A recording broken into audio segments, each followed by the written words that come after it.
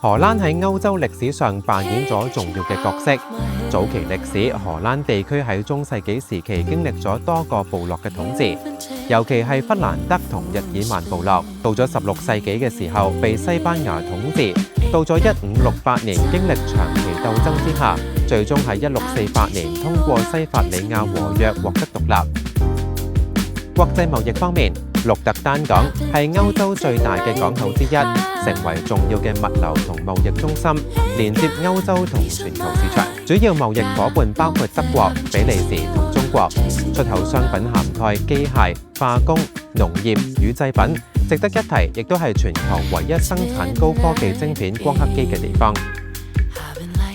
荷蘭擁有高效且密集嘅鐵路網絡，覆蓋全國主要城市同鄉鎮。Thalys 連接阿姆斯特丹同巴黎，途經比利時布魯塞爾。Eurostar 提供阿姆斯特丹到倫敦嘅服務，經過比利時布魯塞爾。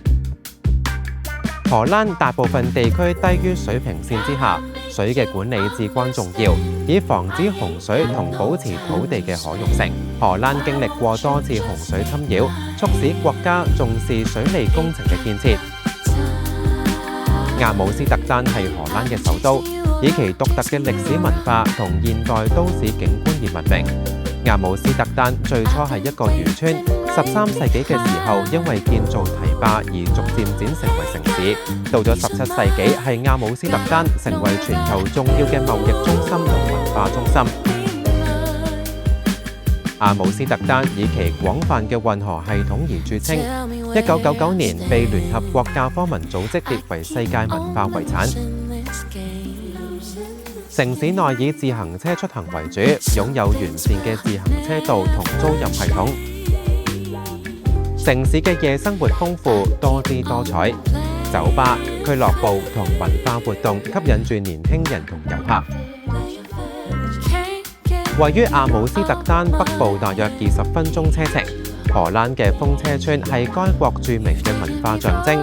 最具代表性嘅風車村係贊達科特 （Zandsschans） 同基肯霍夫 （Kinderdijk）。風車係荷蘭文化嘅重要象徵，代表咗荷蘭人民對水管理同農業嘅獨特智慧。村中有多座歷史悠久嘅風車，好多仍然喺運作當中，主要用於磨麵粉同製造油。位於荷蘭海牙與鹿特丹之間大約15公里，著名基肯霍夫 （Kinderdijk） 風車群。基肯霍夫以其19座歷史風車而聞名，係聯合國教科文組織評為世界遺產。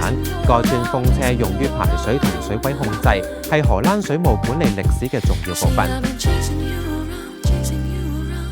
春季同夏季係遊覽風車村嘅最佳時機，天氣宜人，花卉盛開，可以順道遊花卉節5月中旬。交通方面，可以選擇自駕遊、公共交通或者參加一日遊團體前往。